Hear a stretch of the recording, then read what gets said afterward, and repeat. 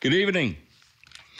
Welcome to the monthly meeting of the Veterans Disability and Human Services Commission meeting for May 8th, 2019. I'm George Van der Langenreit, Chairman of the Commission. Mrs. Lopez, would you please call the roll? Commissioner Chandler? Present. Commissioner Daigle? Present. Commissioner Hansel? Here. Commissioner Herzog? Here. Commissioner Moore? Present. Commissioner Perry? Present. Commissioner Short? Present. Vice Chair Thomas? Present. Chair Van der Langenreit? Here. And Commissioner Witzel. He's excused. We have a quorum. Thank you. Will everyone please join me in the Pledge of Allegiance and rise as you are able? I pledge allegiance to the flag of the United States of America and to the republic for which it stands, one nation, under God, indivisible, with liberty and justice for all.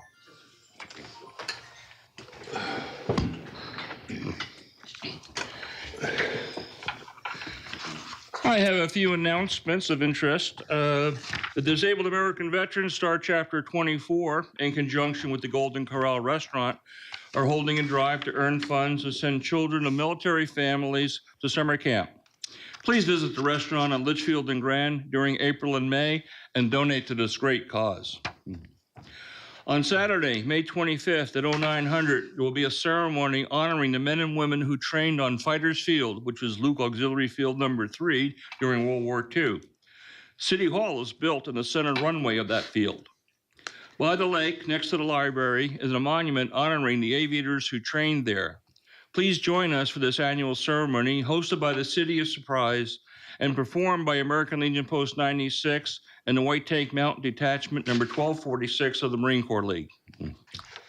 And finally, our commission has a vacancy. Applications are available for pickup from the city clerk's office from 0800 to 1700 Monday through Friday right here in City Hall. Applications are also available online at surpriseaz.gov. And please submit the applications quickly to the city clerk's office in person or by email to the clerk at surpriseaz.gov. That's the announcements. And we will go commission reports. Vice Chair Thomas. Nothing at this time, sir. Commissioner Chandler. Nothing right now. Commissioner Daigle. Nothing to report. Commissioner Hansel. Yes, I went to the adaptive Easter egg hunt this past month, and it was an excellent event put on by the Adaptive Recreation folks in our community recreation department. I encourage everybody to get on the email list for the Adaptive Recreation Department. They have some great programs. So it was a great event. Great. I'm glad you attended. Commissioner Herzog. Back to our old railroad crossing down here. I actually got some information on it now. I found that the crossing is in the county. It's not in the city of Surprise. So, and when I went down there and re-looked at it again, the sidewalks and everything else are up to the center of the highway, which is where the dividing line between the county and the city is. So I'm process now of trying to find the right person with MAG, Maricopa government, to find out what we have to do to get it going. I know what from looking at a lot of the railroad listing, that it appears that you come up with the money, the railroad will approve the thing. They'll do the construction for you, but you have to come up with the money. Right. So we're going to have to try to get Maricopa County to come up with that. Well, keep on that. That would be a worthwhile cause. And the only other thing was on the mailboxes. We're trying to get new construction to fall in line with the proper handicap access on the new mailboxes. The old ones, it's already been approved. It's kind of difficult to do anything with that other than just pressure on the builder. Right. That's all. Thank you, sir. Commissioner Moore. Nothing to report. Commissioner Perry, Nothing to report. Commissioner Short. Nothing to report. Okay, that's our staff reports from the commissioners. Let's see, we have staff reports from Mr. Bernardo. Thank you, Mr. Chair. I have 3 items, 2 of which really affected me that I'd like to share with the commission. A few weeks ago, Yvonne and I had the opportunity to attend the Arizona Coalition for Military Families annual statewide symposium.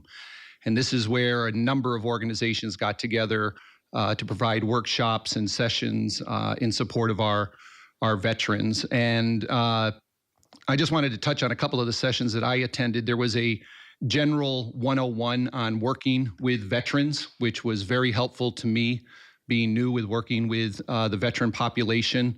Then the personal testimonies throughout the day were very moving.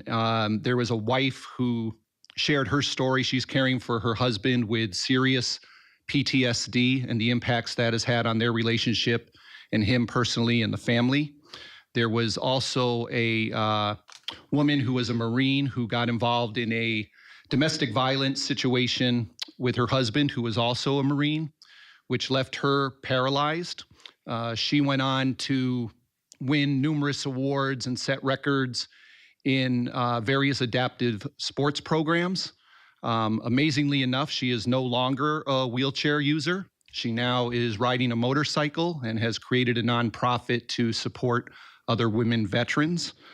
There was a father who gave a very touching testimony. He is caring for his son who was severely injured by an IED. And lastly, there was a Marine who was discharged due to an unfortunate personal event, and how his identity was wrapped around his military career, and now how he has to kind of find his identity again. So very powerful. And the day ended on making sure that caregivers and veterans pay attention to their mental health and their mindfulness. And there was a session about meditation, which was very useful. The amount of resources that are out there and that were at this event and this symposium is staggering. It's hard to really get your mind and arms around all of the resources available. It provides so much. And I think, as we kind of cull that down, we'll be able to share more information with you, and it will probably be applicable to the resource fair that we're planning as a commission as well. But very, very moving, very informative, extremely helpful. I don't know, Yvonne, if you have anything to add on that. I do. Thank you, Paul. Chair and commissioners, 2 things that I took away from the symposium as a veteran myself. I went to one of the breakout sessions, and they were talking about a more holistic approach to treating veterans, treating a veteran as a whole person. So not just treating their mental disabilities or their physical disabilities, but actually looking at them as, okay, if we look at them at their spiritual, their financial, their health, everything together, if we can knock those all out, we can treat the veteran properly. Which was really great for me, that knowing that the VA is moving in that direction. The next one was the impact that the military has on families, on wives and husbands and children. And I got to meet 3 people that are on the other side of the military experience, and their testimonies on how hard it was for them, or what they have to deal with the veterans, like checking out when they're getting ready to go on deployments. So it was really touching to see that side, and I was able to understand from the family's perspective when I only know it as the soldier's perspective. So that was really eye-opening for me. Oh, very interesting. The other item I had that was very, very moving is I had the opportunity to attend a powerful art show that was hosted at our resource center by one of our partners, Eve's Place. And Eve's Place works with those who are experiencing domestic, sexual, or teen dating abuse. And this art show was put on by those who are going through that in their lives. And the art was extremely powerful. The other thing that struck me was when you step back and you realize, based on what you're reading on each of the art piece, the majority of those pieces were done by persons who were in their early teens. And so, you leave that and it really has an effect on you. So those two items were really striking to me. And then the last item, I just wanted to let you know that I have set up meetings with the veteran outreach staff of our area congressional delegation, Senator Sinema and McSally and Congresswoman Lesko, to see how we can work together. And most likely they will be coming before the commission to present as well. So we're in touch with our congressional leaders and their staff around veterans issues. Great. And that's all I have. Thank you. Thank you, Mr. Bernardo. Appreciate it. We'll now go to call of the public. Mrs. Lopez. The first call to the public will be Charles Collins. Welcome, Mr. Collins. Nice to see you again. Good evening, Commissioners. Okay, I just had three quick things I wanted to talk about real quick.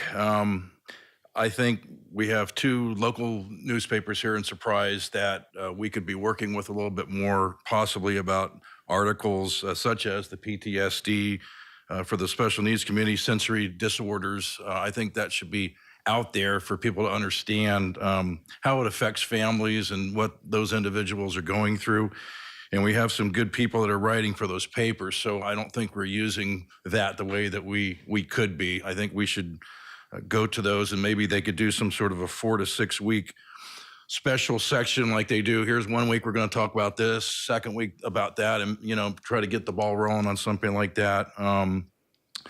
So that's kind of like the first thing I was thinking of. The second one is, if there's events that are happening in the city that need volunteers, I'd like to know about it. And maybe if everyone knew of something when we came in here, you could tell us all about it. Like who's got an event that needs a volunteer? Because I'd like to do that myself. So today I went down to try to get fingerprinted, and that was not quite what I expected. So we need to be clear on the fingerprinting part too. That's on Thursdays, I guess is what it is, from 12:30 to 3:30. It's $15, and you have to bring your own fingerprint card is what they said. So that only has to do with probably some special needs stuff, most likely.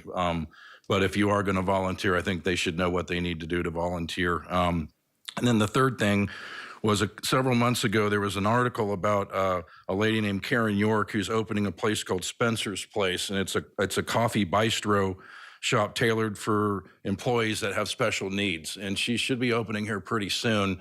I don't know a lot about it. I've made several calls today, but I would really like this commission to get behind her. And if someone could find out what's going on with that, is there a hard opening? Is there a ribbon cutting? And I think everyone should get behind her and support her. Right. All right, thanks. Thank you, Mr. Collins.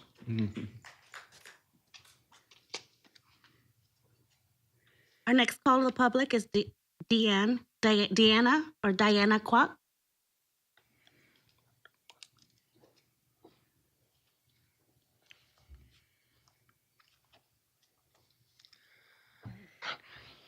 Sorry. Hi, my name's Diana Quach. Please, talking to the mic, please. My name's Diana Quach. And my name is Martha Swastigi. I want to say thank you to Mr. Commissioner Bruce Hetzler for inviting me here tonight. I am the founder of Astro Kids.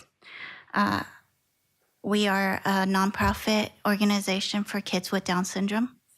I started this journey 4 years ago when we received a call to foster a baby with Down syndrome. Unbeknownst to us at the time, we were destined to be his protector and pave the way for him and many children like him. As any new parents, we reached out to the Down syndrome community for help and to network and find support. Sadly, most of the support available was out in Mesa, Gilbert, Chandler, and Scottsdale. There was a cry from the West Valley Down syndrome community to have something based out here in the West Valley that was closer to home. So we started creating playgroups and community services out of our home the last few years. We've hosted Sensitive Santa for the past 3 years with the help of local businesses like Olive Garden, Team for Kids, Rack to Retail, with donations of food and toys. This past August, we took the steps to becoming a nonprofit in hopes of being able to build the Down Syndrome Center here in the West Valley. Our mission is to empower families with the tools and knowledge to help their children to thrive and reach for the stars. Our kids are born with many complex medical issues: heart, thyroid, liver, lungs, aspirations, cognitive disability, and global delays. Delays in speech, motor planning, physical movements, and sensory processing, to name a few. My goal is to bring in tools like weighted blankets, Z-Vibes for oral sensory brushes, compressions, hyposensory processing, chewy tools, many tools that can help the children feel comfortable within their own skin to be able to learn and achieve milestones. We hope to bring in therapists that can guide parents with proper techniques to help their child to sit up, to crawl, stand, put weight on their legs, and to walk. Pretty much all the basic skills that may come easier to a child without a disability. 80% of our DS children are nonverbal. The use of a communication device is something that is foreign to many parents.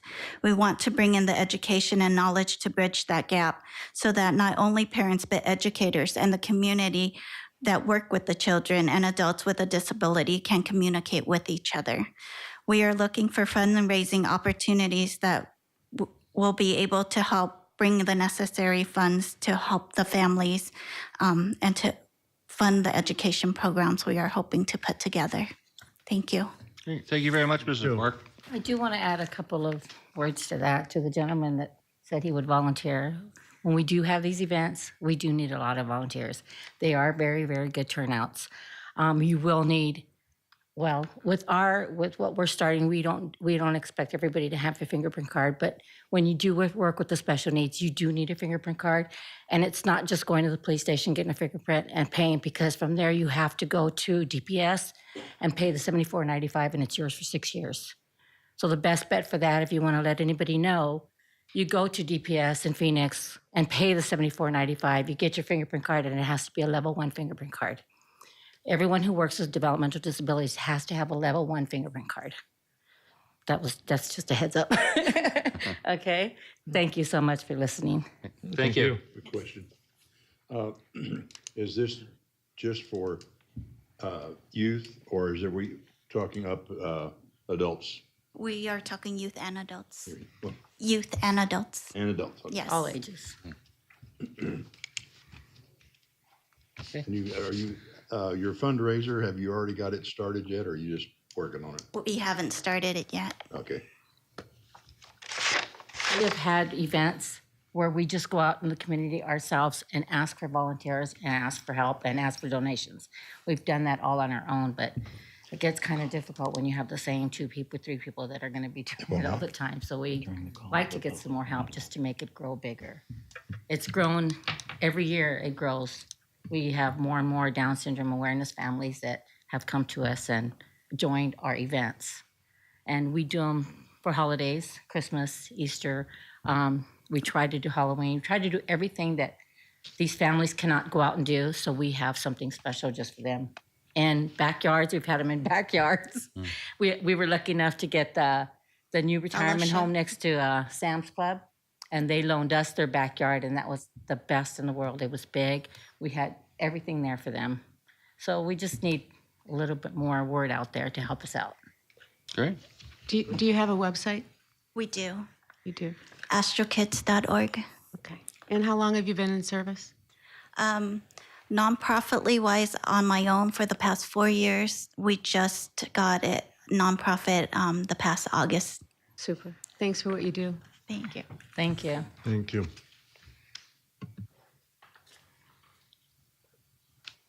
Chair, members of the commission, just a reminder, when it's called to public, we can't respond to the, no, that's okay. Yeah, Thank you.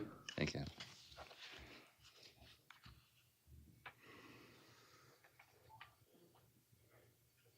Oh, that's it. Okay.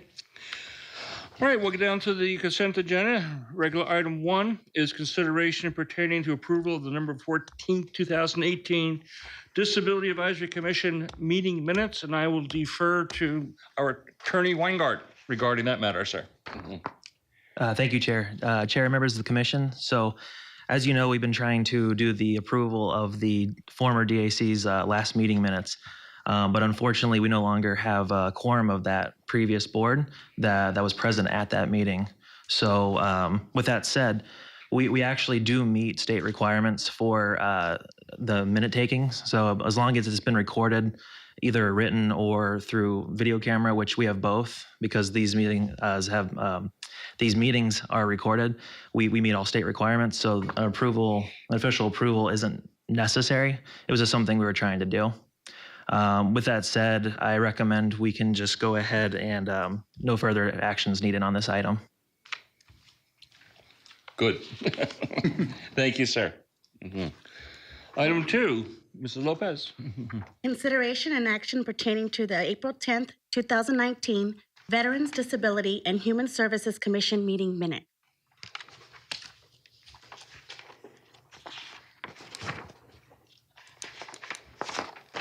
Motion to approve? Do we call for a motion? Yeah, I'd entertain a motion to accept the minutes of the April 10th meeting. So motioned. And a second? Second. Roll call vote? Any discussion, I should say? Roll call vote? Commissioner Chandler? Aye. Commissioner Daigle? Yes. Commissioner Hansel? Aye. Commissioner Herzog? Aye. Commissioner Moore? Aye. Commissioner Perry? Aye. Commissioner Short? Aye. Vice Chair Thomas? Aye. Chair Vanderlangre? Aye. Motion passes. 8 votes in favor. Item 3, presentation discussion pertaining to the overview of the Military and Veteran Success Centers. Mr. Bernardo, I guess you're going to handle that.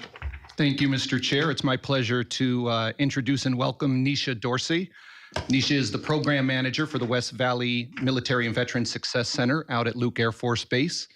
We're really looking forward to your presentation. Thank you for coming out at the end of your day, and we welcome you. Thank you. Well, thank you, Paul, for the invitation. I appreciate it, and thank you for having me. I just kind of want to give an introduction as far as what we do. Yes, as Paul said, my name is Nisha Dorsey. I'm the program manager at the Military Veteran Success Center at Luke Air Force Base. I, too, attended the symposium, and it was amazing. The overall experience and theme was about resources and being connected to each other and community partnerships, and that is definitely what our mission is at the center. So I'll kind of get into that. And I don't want to overwhelm you with too much information, but I definitely want you to understand sort of our purpose and why we do what we do. I am officially a Rio Salado College employee. Under the Maricopa Community College's Veteran Success Program, they do have an initiative to reach veterans. That's why the physical campuses under MCCD all have vet centers. Rio is not online, so we're almost like an extension of that, but more built out. So I'll sort of discuss what that means, but we are geared towards catching those that are transitioning out because that transition from military service to civilian life can be difficult. Also veterans in the West Valley community and spouses and dependents.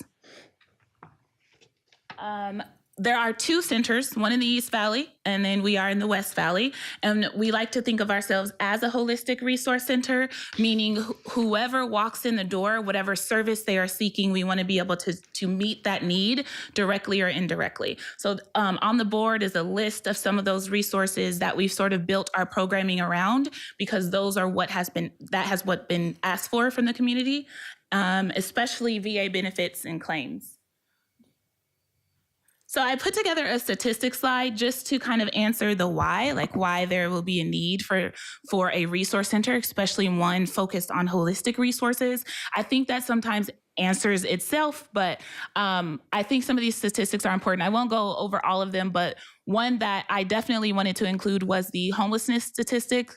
My background is in social work with housing, specialized with homeless veterans. So I was part of the HUD-VASH initiative back in 2012. Does everyone know what that is? I don't want to. Well, it's a permanent housing solution through the Section 8 voucher through HUD for veterans in partnership with the Section 8 of City of Phoenix and the VA to house veterans experiencing homelessness permanently, a long-term rental assistance housing solution. So that is sort of what opened my eyes to, yes, housing someone is important, but also there's wraparound needs for some of the other needs that they may have, not just shelter. But also the statistic about Arizona having a very large population of veterans, and the majority of that being in Maricopa County, as to why we need holistic centralized resource centers. And then also, not everyone knows, but when people separate from the military, it does not necessarily mean they will have access back to a military installation.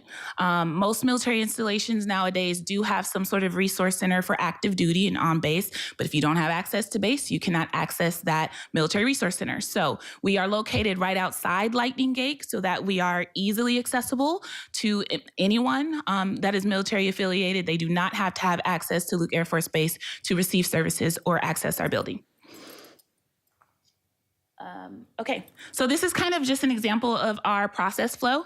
On the right-hand side is our assessment. So that is very helpful for us as far as identifying the needs and prioritizing the need. So the veteran lets us know information about their military service, their branch, their time in, all of that, because as we know, there are resources out there, but sometimes they're very specific criteria. So we get that information up front.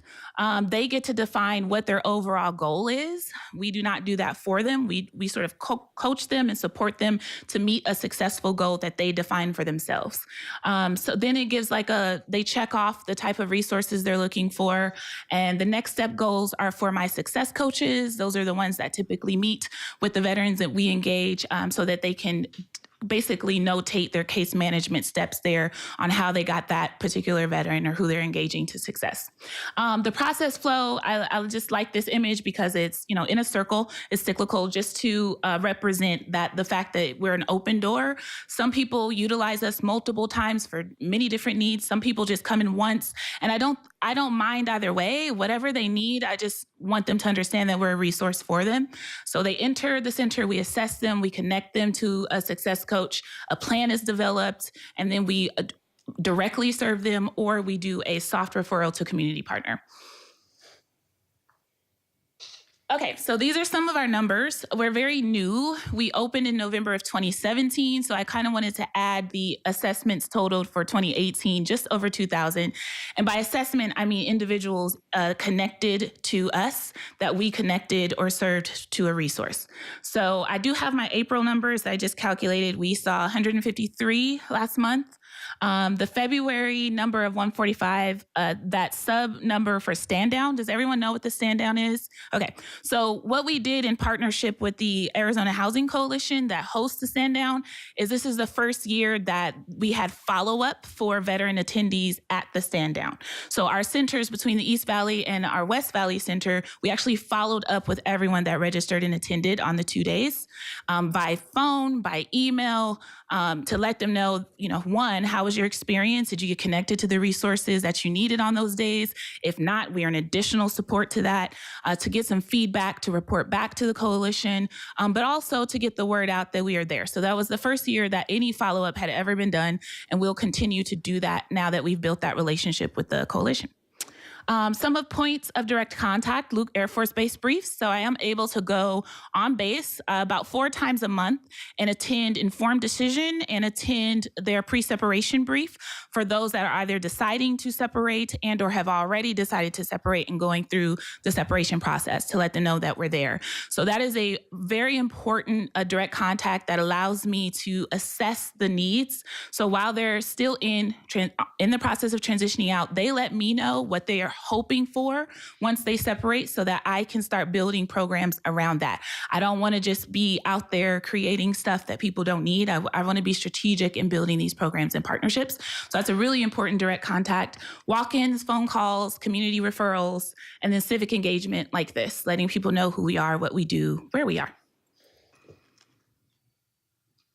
This is just a graph that gives us our March report. I wasn't able to get the April on there yet, but this is pretty indicative of what happened last month as well. As you can see, the largest request is VA benefits. So what we do to sort of meet that need is we have an amazing partnership with the Arizona Department of Veteran Services, the state veteran agency, and they have basically allowed us to have one of their veteran benefits counselors dedicated to our center. So he is a resource for the West Valley in regards to meeting with people to go over their benefits, not only federally through the VA, but also state, because he works for AZDVS. Whatever eligibility benefits they have, he files disability and pension claims by appointment Monday through Friday. VA. He is so popular, he's literally booked out until the end of July. So it has been insane. And he has to be by appointment because he's just one benefit counselor at the moment. We're hoping to grow that partnership, obviously. But right now, that is a huge need. But that also encompasses the calls we get in regards to certain VA benefit questions, including the benefit side and the health side. The other two largest requests are employment and finances. So employment is another direct service that we have at the center. Myself and my team of success coaches will assist those that are veteran job seekers. That could look like a resume, a literal job connection, career pathway, whatever that looks like for them. And we do that on a multi-layered approach. So we have sort of bird eye view, big partnerships with people like Pipeline AZ, which it just launched in January. And it is a whole workforce economic development platform that it's funded by the IDA. So there's a lot of different partnerships in there. And so we are partnered to be the case managers for veteran job seekers that sign up on that platform to get matched to job opportunities, all the way from application to hire through interview. So that's sort of a bird's eye view big one. But also grassroots, we have relationships with employers, and we're pretty lucky because we get employers coming to us saying, hey, I want to hire veterans. And we're like, great. We can literally just email resume over to you and try to get them connected. We have a good partnership with Lockheed Martin, which is a high request. The Social Security Office of Glendale has been very great about accepting resumes from us, things like that. We had a hiring event with Lockheed Martin hosted at the center where they could do interviews on site. So we kind of did that upfront criteria for them. We matched them with people that would be qualified for the positions they were having. So it didn't seem like a career fair. It was literally they came in and got an interview, and we had a few successful hires from that. So employment has been a big one. And then obviously finances. We have had an amazing partnership with MOA, the Luke chapter. That's the Military Officers of America Association. They are amazing. And they have literally helped us assist veterans to avoid eviction and avoid utility shutoff with their grant money. And that is a financial assistance you can't get anywhere else. That's just strictly through a partnership for our center and the Luke chapter of MOA. So they're awesome. If you know anybody on that commission, they're great. What else? Yeah, any questions about that? No? Okay. So whatever we're not able to do directly at the center, community partnerships is huge. Like without understanding what resources are in the West Valley and making a point to have a point of contact for those agencies and resources so we can have a warm, soft transfer for that veteran, we couldn't do what we do. So it definitely takes a village. And we do have a partnership with Be Connected, which is the VA supported and large network crisis response for veterans to call. So they sometimes send us referrals with veterans that they're assisting and they need additional support. This is just sort of a breakdown about service status, veteran retirees, veterans, dependents, and family members. So we're very open with our military definition, meaning even those who used to be married to a veteran that is no longer, we will help them out. We are not military branch specific. So a lot of people assume because we have that partnership at Luke and we're there at Luke that we're only Air Force, but that's not true. We're very open in regards to that. So we try to keep it the less barriers when it comes to where you served, when you served, doesn't matter to us. I like to share this particular success story, not only because Bob and Olive are now part of the family, but also because it's an example of community partnerships and how important it is. So Bob is a Navy veteran, and he got out in about 86, and he was fortunate enough to have a really good job after he got out. He started making his money and living his life and never got connected to the VA. Until January of 2018, he was diagnosed with cancer. And at that time, it was already stage 4. And he didn't know what to do. He could no longer work because he was deteriorating. And he didn't know what to do other than to walk into the Northwest Valley VA clinic. And so they told him at the time that there was eligibility issues. And so they referred him to us. So through that particular partnership, he walked through our doors, and they were having some financial issues. So we had to do a sort of a multi-layered approach. One, we definitely got him in with our veteran benefits counselor, which he was just recently approved for a 10% rating through the VA, which makes him eligible for the VA medical. So now he is in with the VA and has a VA social worker. And then we also utilize our Veteran Advocates on Call community partner, who's amazing. It's a nonprofit who used his network of the Glendale Marine Corps League Old Breed to basically assist them with 2 months worth of financial assistance. So, and we're still working with them with their VA social worker, obviously, because they're still, have some financial needs. So we're still working through getting them supported. This is just a list of some of the partnerships that we utilize, and not a lot. This is not, encompassing everyone, but I wanted to kind of just shout out and highlight some municipalities that we work with a lot, and some community partners and agencies that are veteran-centric that we utilize a lot. To include, we do have a partnership with VA, their public contact department. They come out once a month to the center, and they basically train and work and do workshops for e-benefits, My Healthy Vets, and the new merging of those self-service portals to va.gov. So they upgrade people's access right then and there. They assist them with how to utilize it and pull their military records and track their claims. So they've been a huge help with that. And they're awesome. They're great people. And we do have a large senior veteran community out here. So sometimes using those online systems can be difficult for them. So we provide them with the laptops so that the VA public contact people can work them through and help them and assist them and navigate those systems. I think that's it. Are they allowed to ask questions? Yes. Okay. Any questions? Yes. Yeah, I have a question for you, ma'am. Are you able to help with ancillary programs such as CHAMP VA and TRICARE? Yeah, so the VA has two different sides, right? So the VA has health, and then they have benefits, and they're not the same. No. So yes, we can help as far as, do you mean as far as enrollment or eligibility, or? No, as far as when we're having difficulties, which CHAMP VA is very difficult to deal with, because Yeah. it's for the dependents of 100% disabled veterans. And they are extremely difficult to work with. If it isn't straight line, it doesn't work for them. And Right. because I have got my congressman involved on numerous occasions, they resolve the issue, but I don't like doing that. In regards to like advocacy? No, in regards to getting benefits, they don't Yeah. want to approve things. Yeah, I mean, we have the same issue on the disability side. Ultimately Yes. the VA is the one that adjudicates and makes those decisions. But for us at our level, we are not the VA, but we are advocates for those, for whatever federal system they're trying to navigate. So can we provide advocacy and knowledge and help you sort of navigate that process better? Yes, but do we have the power to ultimately change the VA's mind? Oh, no. Right. Nobody No, does. we don't. Yeah. Thank you. Thank you. Good question. I have a couple questions. First, are you connected, or are your folks connected with the Surprise Veterans Jobs Club? We did have a partnership with Andrew, who is doing the Jobs Club, but I'm not sure where that is yet. Okay. But we're open to partnership with anyone who's willing to help veterans get jobs. So we're definitely open to reconnecting with Andrew. Because it sounds like that you have some overlapping programs as far as for job seekers, teaching interview skills, resume writing, and general networking, things like that.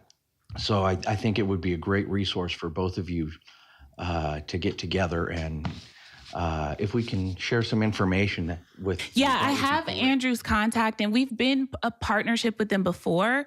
But I definitely think there is, it's beneficial to have multiple points of access. And even though the services may look similar and be dedicated to similar missions, maybe they can't get to Andrew, or maybe, and Right. because we're located at the base, people just come in, so we can easily access them and engage them right then and there. And we can have an employment session right there, as opposed to waiting for the job club meeting to Right. happen. So I think coming at it from both sides is helpful, but re-engaging with Andrew, I'm definitely open to. Excellent, thank you. You're And welcome. if there was one thing that the city could do to help you with your mission, what do you think it would be? One, I just want to say thank you to the partnership with City of Surprise, especially the Human Services Department. They've been amazing. And I think that ideally to continue that partnership. And I'm open to figuring out specifically if we need to build that out more but honestly, the support is there from the City of Surprise. And now that this commission is here, I'd love to continue a partnership through this. And at the end of the day, that's what it's all about, to see how we can help each other through the resources that we have. Excellent, thank you. Thank you. Commissioner Short? Nisha, thank you for the presentation. Very informative. Does your organization have the capacity or the facility to do anything with regard to crisis intervention for military veterans or their families, given that that is such a huge issue these days? That is part of what we do. So we literally get the crisis line referrals from Be Connected. And we do have the facility and capacity, but what I would love to have more is I'm currently working with Rio Salado and their counseling services department to have an internal counselor right at the center, at least dedicated once a week, so that they can get that mental health crisis de-escalation right there at the center. Right now, sort of our interim resource is the West Valley Vet Center. They've been amazing. We can literally call them up and say, I'm with this particular veteran. Can you do an assessment over the phone? Can he get scheduled to come see someone? And it's always a yes. Terrific. Any other, Mr. Commissioner Herzog? Are reservists brought in with this that have served? Yes. Now, Are now included? oh, yes, which is a great question because the VA may have some issues with those definitions, but we do not. Now, it may be more difficult to navigate resources for a reservist or guardsman because they don't always meet the definition of veteran that the VA has if they have not been called to active duty. So, yes, we will help them. We are an open door to them. Now, our resources may be limited for them depending on what their needs are, but we will do the best that we can to support them.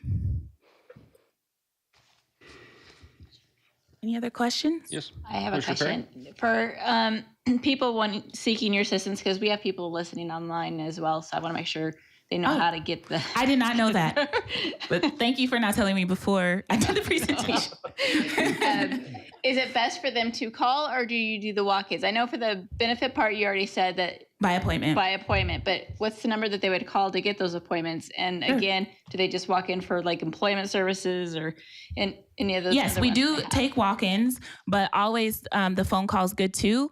Right now, our staff, I'm full-time. I have one full-time success coach and then a part-time work study through the Voc Rehab program, and that's it, other than the AZDVS. So we have a little bit of limited staff. We're doing a lot with a little bit. So I think phone call would probably be best so that we can schedule and make sure we have the staff there. But we'll take walk-ins as well. So what number do they call? It is, I have it in my purse. I'm so sorry.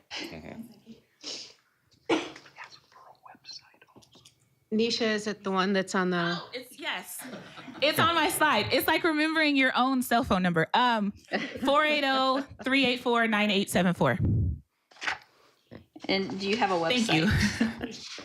Thank you. We do, but no. I mean, it's through, so this has been difficult as far as our marketing and online presence because we are under Maricopa Community College District. They're very, very strict as far as how we market and how we put the word out. It all has to go under the Public Affairs Office. So our website, I don't necessarily give it out because it's literally just a one-pager with our phone number and our address. So if they go to like riosalado.edu, they'll find it, but it's not helpful. There's no links to like applications or it's not an informed page. So having them call would be best. All right, thank you. Yes, you're welcome. Any other questions? Hearing none, well, thank you very much, Mrs. Thank Dorsey. you guys. Thank you, Paul. I appreciate it. Okay, agenda item 4, presentation discussion pertaining to an overview the Disabled American Veterans. Mr. Bernardo?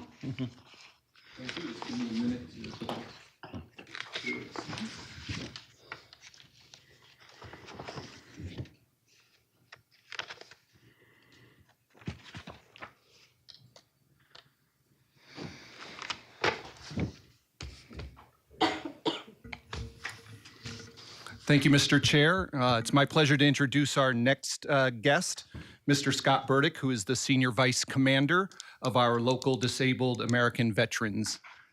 Welcome, Scott. Thank you very much, and thank you for the invitation to come here tonight. Disabled American Veterans is something that's very dear and close to me. Star Chapter 24 first opened up in 73 in Sun City, Arizona. We started out with a very small group. I came here in 2013 after serving 18 years in the Air Force and 6 years in the Army as a civilian overhire.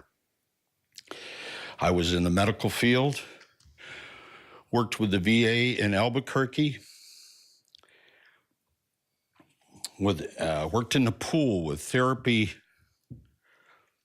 individuals to help them after surgery and stuff, help them get back on their feet and get going. Also worked as a group therapist, as a facilitator. I moved to Sun City in 2013 and became a member of the DAV 14 years ago. We are a organization dedicated to the single purpose of empowering veterans to lead high-quality lives with respect to dignity.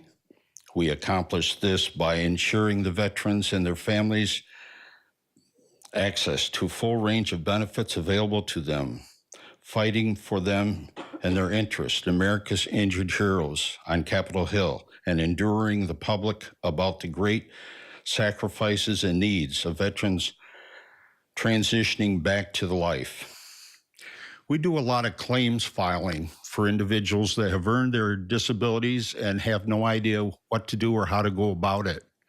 One of the biggest problems that we find, individuals that will go online to the VA site and start filing for their disability. The VA will not represent them fairly against the VA in their best interest. That's where we get involved. After people have been turned down by numerous organizations that have tried to go ahead and do filings for these claims, we end up having to do a lot of letters of disagreement and correcting the situation. We are the only organization that has certified service officers out there in the public. We are required annually to get recertified, and it is a 2-day course. We do a lot with work of individuals, offering financial help to them in need, including rental assistance, utility shutoffs, evictions, and even food vouchers where needed. When we have a family come to us that we cannot help with aid and assistance, we quite often have to refer them out. We refer them to Patriot Services, who is an organization that's nationally known that can help them get aid and attendance a lot of times where we cannot. They can go further into the resources of the family where we can't because of a financial secrecy. We cannot ask certain questions where American Patriots can, and they are our referral agency for that. As far as territory, we cover everything from Peoria to Wickenburg, including Sun City and Sun City areas. Our meetings are the fourth Tuesday of every month at 10 o'clock at AM Trust Bank. We meet there because they do not charge us a cent. All the money that we have goes right back into the veterans. The AM Trust Bank is 14543 West Grand Ave, Surprise, Arizona. If you go to our email address, it is www.dav.org. If you go there, you pick out the state or the city or the zip code, and it'll give you the closest chapter. We also join with Chapter 20, who is in Glendale, and do a legal clinic once a year. We have the National Service Officers come out to the bank twice a year where we take claims. We quite often will not do the claims there completely because there's a lot of times we have to get more information, and we send the individuals back to get the information and set up follow-up appointments with them, with either the National Service Officers downtown at 3333 or coming back to us. Our local email address is www.davmembersportal.org. AZ Chapter 24. Our number is, if you need to set up an appointment to start a claim or even to discuss a claim, call 505-301-0540. Are there any questions?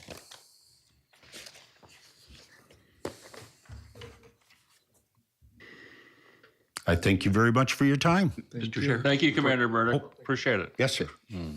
Sorry. Well, yes, sir. Can we get a copy of the presentation that's got that resource information on it? Absolutely. Yes. Okay, thank you. Thank you very much. You have a great evening.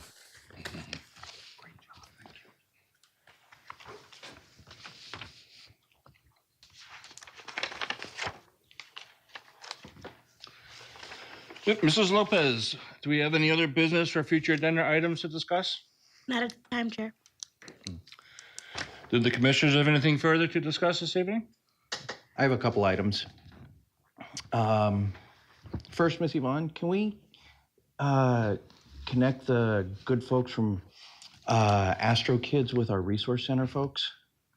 I think that would be a great partnership.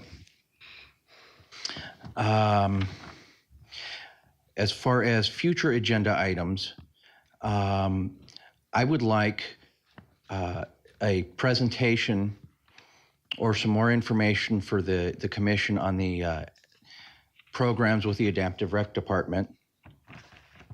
I would also like some information or presentation on the training received by our city's first responders regarding encounters with disabled persons. And that's all I have. Thank you, Chair. Thank you, Commissioner Hansel. Are there any other? Oh, Mr. Chandler. I know WHAM also has programs for veterans and for disabled, and it'd really be nice to hear about their programs too. Yeah, that would be a good presentation. I agree. Mrs. Lopez, do you make a note of that? Thank you. Also, Dave Kolpak from the city regarding transportation and the Right Choice program would be a very valuable presentation, because that is definitely oriented toward our disabled population. Thank you. Mr. Herzog? Oh, I'm sorry, Mr. Herzog. Being as we've got all our group together now, and we had tabled it until this spring, which is now summer, the Above and Beyond award, do we going to put this to a committee to come up with something for the entire chair, for the entire group to discuss? I haven't even discussed it. I know. Yeah. We need to You put know, something together, a committee or something to do it. It really got kind of diverted into an individual choice as opposed to an award. I'm not sure. Okay. I mean, if anybody has an organization that you think has done something outstanding to help disabled people in any specific way, but not just, well, I walked in, they were nice to me today. You know, it's something where they have policies. For example, we gave one to Sun City Grand because of a disabled person need getting into the pool. They literally retiled the steps on every pool in the organization just because one person had a problem. That was above and beyond. A lot of the other awards we gave out as a DAC, frankly, were just, oh, I know this guy and he's nice to me. And that really wasn't the purpose of the award. But if anybody comes across some sort of organization be it a homeowners association, be it a business, be it a nonprofit group that really is oriented toward helping people above and beyond. Do they need to be Chair. surprise-based? Yes, they have to be in surprise. Chair, we should probably put this for the next meeting if that's something you guys want to continue to do or to do for the new commission. We can put that as an item so we can discuss that in full and see how you want to take that going forward. Okay, Mr. Moyer, thank you. Yeah. Is And Go ahead. one more for a possible future agenda item is to reach out to One Step Beyond organization here in Surprise and see if they would like to do a presentation about their company and the services that they provide to the disabled community here in Surprise. what do they do? They provide educational resources and general therapy programs and various different things like that. So I'd like to have them come out and do a presentation because I see their van driving around all the time and they go to the homes themselves to pick up these individuals, so on and so forth, and going back and forth. So I think there'll be a really great organization to come out and Very do a interesting. presentation. agree. Yeah. Ms. Lopez, you have that? Thank you. Is there anything else? Do I hear a motion to adjourn? So move. Moved, so, A second, please? second? And we can do a roll, we don't need a roll call vote on that, do we? All in favor? All in favor? Aye. Yeah. The Veterans Disability Human Services Commission meeting for May 8th, 2019 is hereby adjourned. Thank you for attending.